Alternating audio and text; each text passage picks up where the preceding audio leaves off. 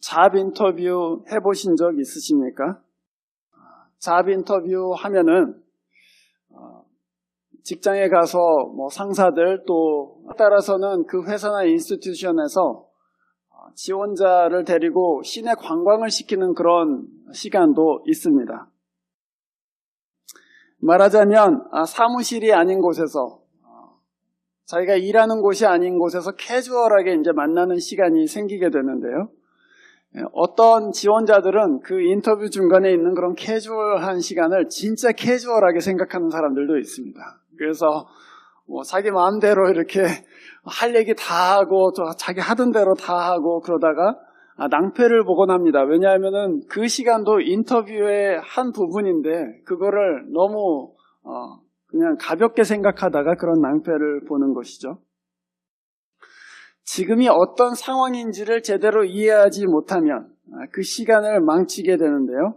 우리 인생도 어떻게 생각해 보면은 그런 것이 아닌가 그런 생각을 합니다. 인생의 맥락이 어디인지, 우리 인생이 어떤 지금 컨텍스트에 있는지를 제대로 알지 못하면 우리 인생의 시간도 잘못하면 실수하고 또 헤매게 되는 것이죠.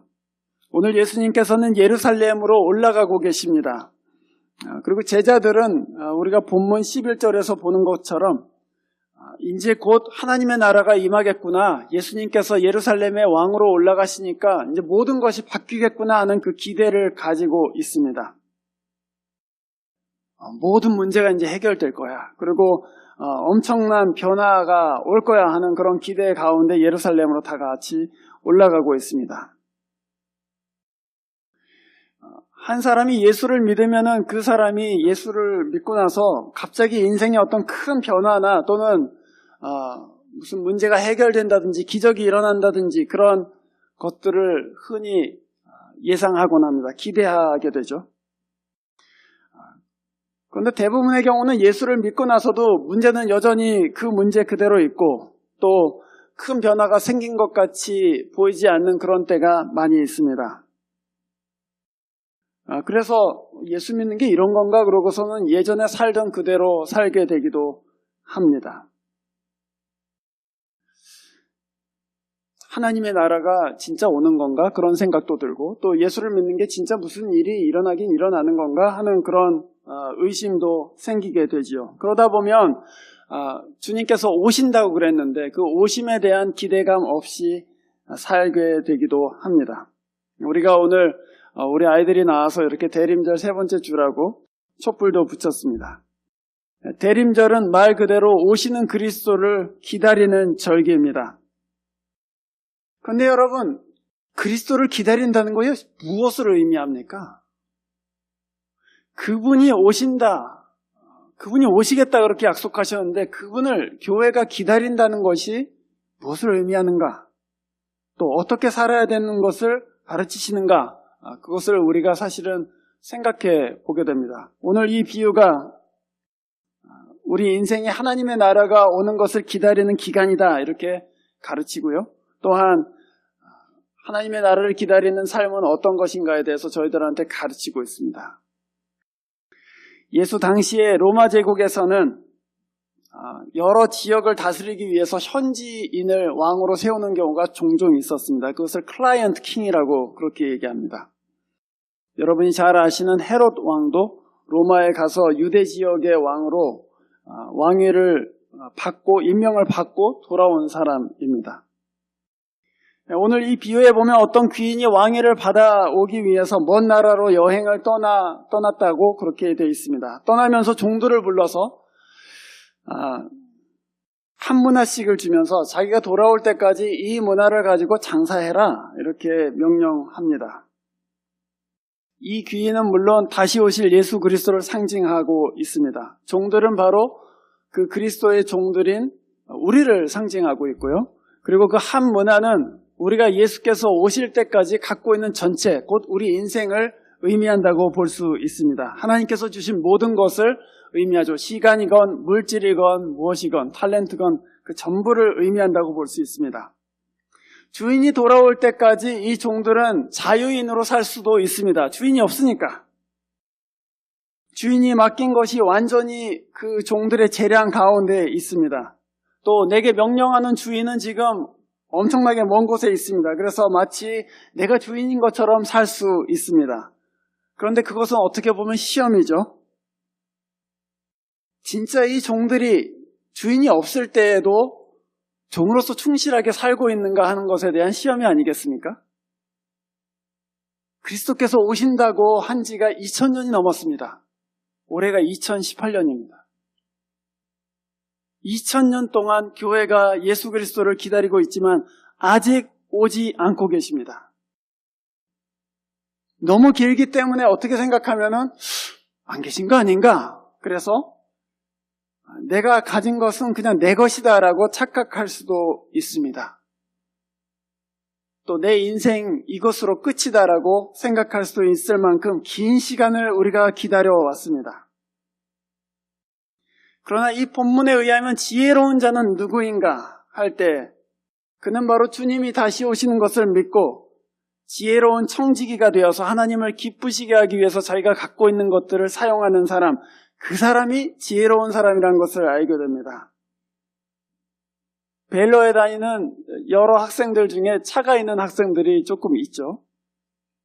어떤 학생들은 1학년 때는 차가 없다가 이제 2, 3학년 올라가면서 부모님들이 차를 좀 불편하니까 사용하라고 이렇게 사주거나 또는 집에 있는 차를 주곤 합니다.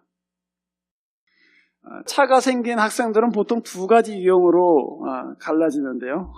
첫 번째 유형은 이제 차가 생겼으니 온갖 유흥을 좀 즐겨보자 그러고서는 이것저것으로 놀러 다니는데 바쁜 학생들이 있고, 그러나 또 어떤 학생들은 그 차가 하나님께서 내게 맡기신 것이다 이렇게 생각하는 학생들도 있습니다. 가끔 있어요. 그래서 이 차 하나님의 영광 위해서 사용해야겠다. 자기 게 아니잖아요. 아직 부모님이 몰던 차고, 그래서 잘 사용해야지. 그리고 나만 위해서 사용하면 안 되지. 그래서 친구들이나 후배들을 교회에 올 때 데리고 오는 그런 착한 학생들도 있습니다. 또는 급한 일이 생길 때 친구들이 전화하면 그냥 응해주고, 또 응급실로 데려다주고, 뭐 산다고 할 때 데려다주고, 뭐 그런 학생들도 있습니다. 말하자면 그 학생들한테는 차가 생긴다는 것이 특권이 아니죠. 편리하긴 하지만 또 차가 생김으로써 이거 잘 관리하고 맡기신 책임이라는 생각도 들 것입니다. 차가 있다는 것이 어쩌면 오히려 불편하게 만들 수도 있습니다. 피곤하게 만들 수도 있습니다. 뭐 라이드 해달라고 전화해, 뭐 어디 데려달라고 전화해. 그러니까 얼마나 피곤한 일입니까? 그런데 여러분, 만약에 차를 가지고 있는데 내가 이것을 나를 위해서만 사용하지 않고 내 친구들의 편의를 위해서도 사용하기 시작한다면 그 사람은 피곤할지는 모르겠지만 복된 사람이죠. 내 것이라고만 생각하면은 불행한 것입니다. 내게 맡겨진 것이라고 생각하면 그때는 복된 삶을 살 수 있게 되는 것이죠. 왜냐하면 나누기 시작하기 때문입니다.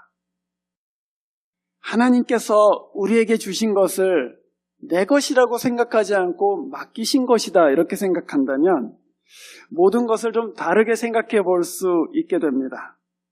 그리고 다르게 사용하기 시작할 수 있죠. 사실은 우리에게 있는 모든 것은 하나님께로부터 온 것이고 또 하나님께서 맡겨주신 것입니다. 그것을 하나님을 영화롭게 하려고 사용하기 시작하면 그것이 무엇이건, 그것이 차이건 재능이건 또는 여러분이 갖고 있는 시간이건 그것이 무엇이건 그 본래의 영광을 회복하게 됩니다. 그러나 만약에 하나님을 영화롭게 하지 않는 행복을 추구하게 되면, 나만의 행복을 추구하기 위해서 내가 갖고 있는 것을 사용하게 되면 그것은 결국 우상이 됩니다. 우리한테. 궁극적으로는 우리를 불행하게 만들어요. 그래서 하나님께 받은 것, 주님께서 맡겨주신 것이라고 생각하고 하나님 위해서 또 이웃들 위해서 사용해야 되겠다 이렇게 생각해 보시기를 바랍니다. 그러면 여러분, 하나님께서 주신 것이 여러분에게 불행이나 또는 아주 순간의 만족이 되지 아니하고 정말 영광스러운 것, 또 의미 있는 것, 그리고 궁극적으로는 여러분에게 복을 가져다주는 통로가 될 것입니다. 여러분의 인생 전체가 사실은 하나님께서 맡겨주신 것입니다. 여러분의 시간도, 여러분의 물질도, 또 여러분의 심지어는 자녀도 하나님께서 여러분한테 맡기신 것입니다. 하나님께서는 우리가 거룩하신 주인, 이 관리하시듯이 그 모든 것을 관리하시기를 원하시죠. 그래서 이 대림절에 사실은 우리가 그냥 오시는 주님을 생각하는 것이 아니라, 그냥 기다리는 것이 아니라 그분이 와서 그분이 맡기신 것을 어떻게 사용했는지를 찾으실 것이다. 그 생각하실 수 있으면 좋겠습니다. 우리가 갖고 있는 모든 것에 대해서 이거 어떻게 내가 사용하고 있는가 한번 생각해 보시고, 그리고 이거 주님을 위해서 다시 좀 새롭게 사용해 봐야 되겠다, 그렇게 생각해 보실 수 있으면 좋겠습니다. 주인이 왕이 돼서 돌아왔습니다. 처음에 나온 두 종은 저희가 10문화를 남겼습니다, 또 5문화를 남겼습니다 그러면서 자랑스럽게 주인 앞으로 나왔어요. 그런데 이 세 번째 종은 나와서 한 문화를 똑같이 받았는데도 불구하고 그것을 잘 사용하지는 못했습니다. 이 사람은 21절에서 이렇게 얘기합니다. 주인은 야무진 분이라서 맡기지 않은 것을 찾아가시고 심지 않은 것을 거두어 가십니다. 한글 번역이 저는 별로 만족스럽지는 않은데요. 영어 번역으로 보면은 You are a hard man 이렇게 되어 있습니다. or severe man 이렇게 되어 있어요. 거친 사람 또는 인색한 사람입니다 이렇게 얘기했어요. 한 문화가 턱없이 적기 때문에 이걸 가지고 뭘 하라는 것은 마치 아무것도 심지 않은 곳에서 거두려는 그런 인색한 마음과 같습니다. 그렇게 불평한 것입니다. 한 문화는 한 노동자의 석 달치 임금 정도 되는 금액입니다.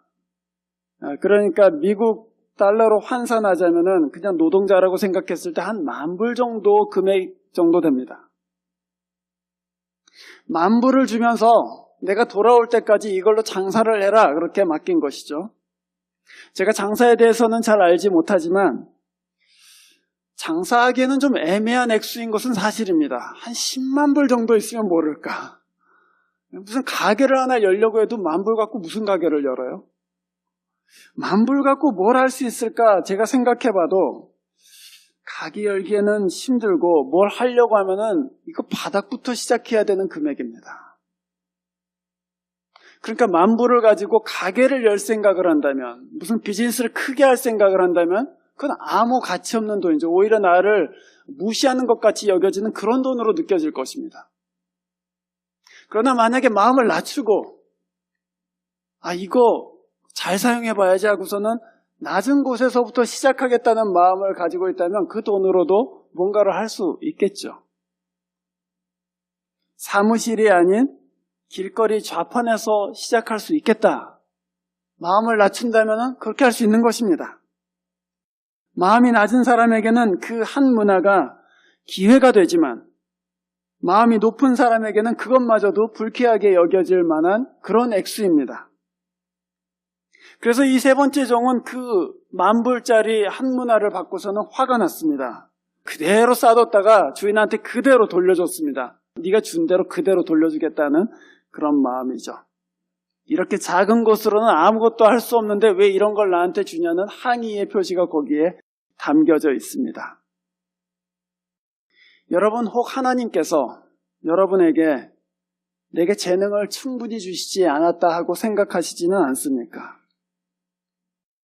혹은 어떤 사람은 좋은 가정에서 태어나서 학교 다닐 때 학비 걱정도 없고 차 걱정도 없이 다니는데 나는 좀 빈약한 환경에서 태어나서 이렇게 고생한다니 하면서 하나님을 향해서 좀 원망하고 계시지는 않습니까? 또는 하나님, 저는 왜 이렇게 넉넉하지 않게 만드셔서 이렇게 쪼달리게 하십니까? 넉넉한 살림 주시지 않았으니까 저는 아무것도 할 수 없습니다 하면서 주님께 푸념하고 하나님께서 주신 것을 혹시 썩히고 계시지는 않습니까?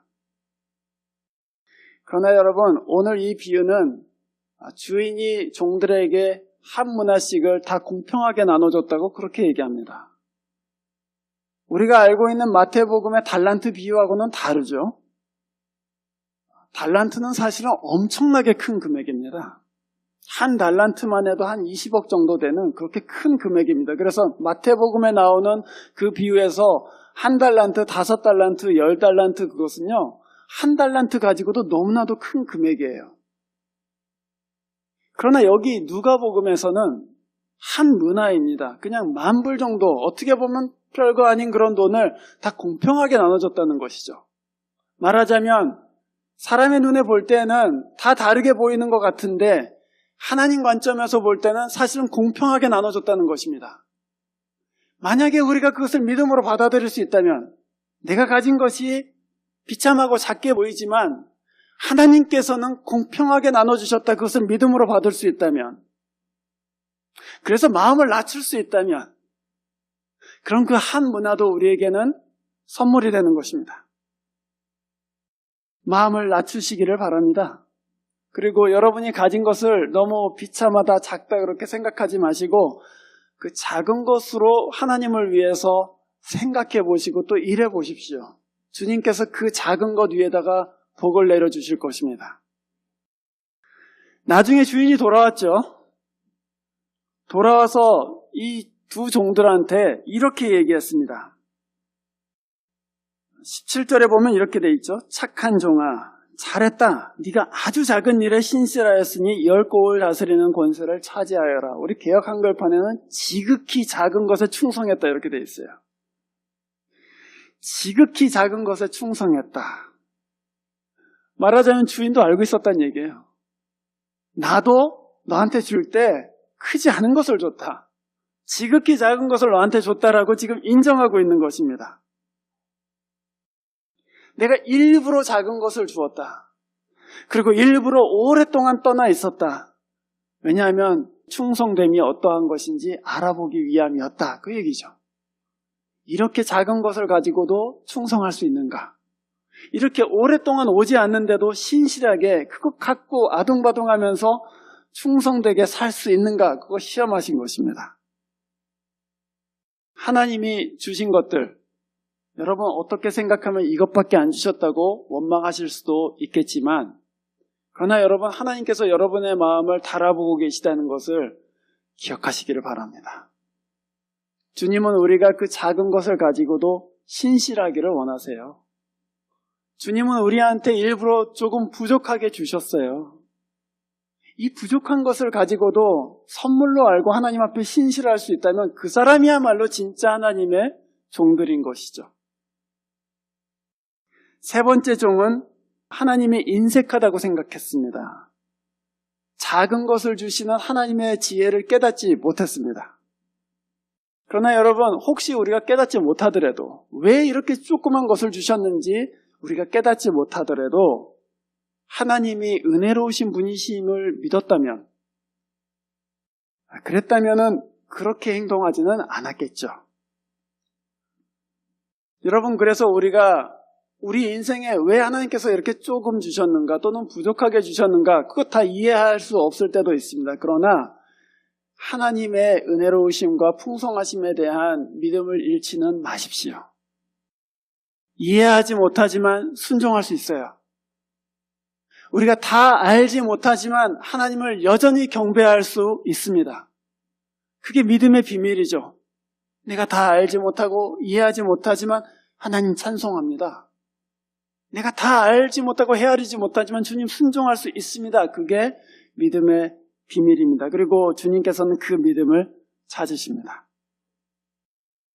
10문화를 남긴 종에게 주님은 10고을 다스리는 권세를 주셨습니다. 우리가 성경을 읽어보면 성경이 지속적으로 성도들에게 너희들은 나중에 그리스도와 함께 다스리는 자가 될 것이다 하는 약속을 하는 것을 보게 됩니다. 누가 주와 함께 다스리겠습니까? 누가 하나님의 나라를 다스리기에 적합한 사람입니까? 만약에 주인이 맡긴 작은 것에 충성할 수 있다면, 하나님의 나라가 이렇게 지연되는데 2000년 동안이나 지연되는데도 불구하고 그것을 믿고 거기에 충성할 수 있다면 그 사람이야말로 하나님의 나라를 함께 다스릴 수 있을 만한 그런 하나님의 종이 되는 것이죠. 오늘 여러분에게 있는 작은 것들, 어쩌면 하찮다고 생각하는 것들, 그거 가지고 하나님께 충성해 보시기 바랍니다. 주님을 기쁘시게 해드리면 주님이 다시 오실 때 그 지극히 작은 것을 가지고 아둥바둥 믿음으로 살고자 한 여러분을 높여주실 것입니다. 웨이코의 1년 예산이 얼마인지 아십니까? 2018년, 2019년? 제가 찾아봤는데요. 웨이코 시의 1년 예산이 248밀리언 달러입니다. 첫 번째 종이 10곳을 다스리는 권세를 받았다고 합니다. 웨이코 같은 도시를 10개를 다스리는 권세를 받았다고 생각해 보세요. 그러면 얼마를 갖고 지금 10곳을 다스리는 권세를 받게 되었습니까? 만불을 가지고 248밀리언 달러짜리 도시 10개를 다스리게 됐어요. 제가 계산해 보니까 만불에 24만 8천 배를 받았어요. 계산이 잘 안 되시죠? 만불의 충성이 아실 것입니다. 진짜 작은 것으로 시험하셨어요. 큰 것으로 시험하시지 않으셨습니다. 진짜 작은 것으로 시험하셨어요. 우리가 가지고 있는 것 정말 작은 것으로 우리 마음을 시험하고 계셨습니다. 그런데 우리에게 그것을 다 계획을 알려주셨죠. 그것을 비밀로 하시지 않고 이 비유를 통해서 이미 알려주셨습니다. 이 작은 것을 우리의 것이라고 움켜쥐거나 또는 내게 너무 조금 주셨다고 원망할 것인가? 아니죠. 그리스도께서 다시 오실 때 우리에게 주실 하나님 나라의 기업을 생각한다면 이게 정말 작은 것이라는 것을 깨닫고 이거 정말 작은 것이구나. 그러나 이것 가지고 주님께 충성해야 되겠다는 마음으로 우리 마음을 돌이키는 것이죠. 결국 이것은 믿음에 관한 문제입니다. 오늘 내게 주신 것을 주님의 것으로 받겠는가? 그리고 주님이 오셔서 그것을 가지고 어떻게 사용했는가를 보시고 우리를 하나님의 나라를 다스리는 자로 세우실 것을 믿는가 하는 그 믿음의 문제입니다. 그런데 역설적으로도 주님이 이 지극히 작은 것이라고 하셨을 때 사실은 우리도 우리 인생에 대해서 지극히 작은 것으로 봐야 될 줄로 믿습니다. 여러분의 인생을 너무 큰 것으로 생각하지 마십시오. 그것은 사실 지극히 작은 것입니다. 그것을 너무 큰 것으로 생각하면, 그것이 전부인 것으로 생각하면 여러분의 인생 갖고 아둥바둥 하다가 하나님께 충성하지도 못하고 여러분의 원망과 또 분노로 인해서 여러분의 인생 망가질 수도 있는 것이죠. 그러나 주님께서는 우리에게 주신 그 인생이 사실은 굉장히 작은 것이라고 말씀하셨습니다. 저 그렇게 생각해요. 그건 작은 것이다. 작은 것이라고 생각해야지 내어드릴 수 있어요. 여러분한테 그것이 너무 큰 것이 되면 하나님께 내어드릴 수가 없는 것이죠. 잘 이해가 안 되실 것 같아서 차 얘기 한 번 더 하겠습니다. 여러분 혹시 미니밴 사보신 적 있으십니까? 미니밴. 네. 새 차를 산 이유는 뭐냐면 뒤에다 애들도 좀 태우고 그리고 좀 잘 다니고 싶어서 미니밴 사시잖아요. 그런데 여러분 미니밴을 딱 샀는데 이웃집 아이가 탄다고 하면 무슨 생각이 드시죠? 아이들이 앉아서 과자 먹고 다 흘리고 할 텐데 괜히 태우기가 싫어지지 않습니까? 그렇죠? 근데 여러분 미니밴을 한 5년만 몰아보세요. 차가 어떻게 됩니까? 거지꼴이 되죠? 막 자기 차도 막 껌딱지가 붙어있고 뭐 얼룩이 지고 그럽니다. 누구 태우기에 꺼릴까요? 아무 때나 태울 수 있을까요? 아무 때나 태울 수 있습니다. 처음에 차를 샀을 때는 아무나 태우기가 참 어려워요. 특히나 애들은 쟤네들 와갖고 뭐 음료수라도 엎지르면 어떻게 하나, 시트가 망가지면 어떻게 하나, 차가 너무너무 커 보이잖아요. 그래서 그걸 가지고 누구를 라이드를 주거나 하기가 조금 불편한 마음이 생겨요. 그러나 5년 정도 지나면은 차가 낡을 대로 낡고 이제는 차가 별로 중요해 보이지도 않기 때문에 타 괜찮아, 뭐 다 망가진 차 뭐. 우리 인생이 그 미니밴과 비슷하다는 생각 안 해보십니까, 여러분? 이 인생 너무 중요하게 생각하지 마십시오.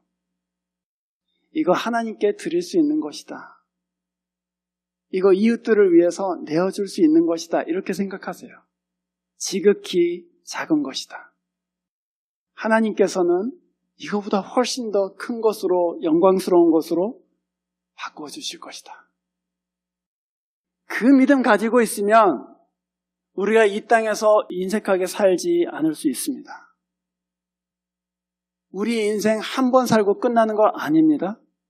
이 인생 다음에 주께서 오시면 훨씬 더 중요한 것이 우리 가운데 열립니다. 그러나 이 인생 너무 중요하게 생각하면, 이 인생 너무 붙들고 있으면 하나님께 충성하기 어렵습니다.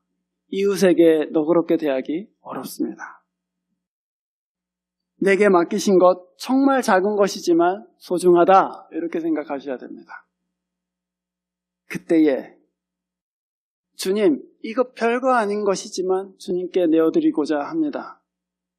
주님, 이거 별거 아닌 것이지만 이거 가지고 하나님께 신실하기를 원합니다. 그렇게 주님께 내어드릴 수 있죠. 그러면 주께서 다시 오실 때는 말할 수 없이 큰 것으로, 영광스러운 것으로 그것을 바꾸어 주실 것입니다. 대림절은 다시 오실 그리스도를 기다리고 또 우리 마음을 주께로 모이는 절기입니다. 주를 기다리면서 그가 오실 때에 그를 어떻게 기뻐하시게 할 수 있을까? 그 마음으로 우리가 이 절기를 준비하고 있습니다. 그 영광을 위해서 오늘 우리 손에 있는 작은 것들을 주님 기쁨 위해서 사용하실 수 있기를 바랍니다. 예수께서 다시 오시면 그 작은 것을 어떻게 사용했는지를 보시고 우리를 하나님 나라를 함께 다스릴 귀한 동역자로 높여주실 것입니다. 그것이 이 대림절에 우리가 품는 소망입니다. 기도하겠습니다. 주님, 저희들이 어떤 때는 우리 인생 가운데 부족하고 결핍한 것들을 가지고 하나님 앞에